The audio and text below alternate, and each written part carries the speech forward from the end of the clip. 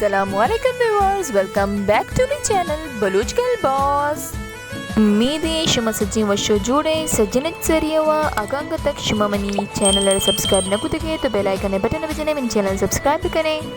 मर्ची शिमे उस्तामा एक बिल्कुल मुख्तसर सा वीडियो आता ये वीडियो का सिर्फ और सिर्फ मैं शेयर करनी मर्ची शिमेगमा चादर डिज़ाइन जो कि मैं करा अनु अवेलेबल आ ये दो चादर के टेक को तगा ये बहा बुतगा और चादर नी जो प्राइस आ जो कीमत बिल्कुल आनी कार मुताबिक ही अर्थ चादर के ज़्यादा कार पे आई कीमत ज़्यादा ही और अर्थ चादर कम कार पे तो आई कीमत कम है. और चादर नी जेंद असली वेला शर्रे लंदनी वेला और बाज़ खूबसूरती नरमी चादर आ अगर कसी ज़रूर लूटी गुरा मना इंस्टाग्राम डीएम बेकने मनी इंस्टाग्राम आईडी डिस्क्रिप्शन बॉक्स है तो कमा मेंशन को था लाजमी चेक बेकने.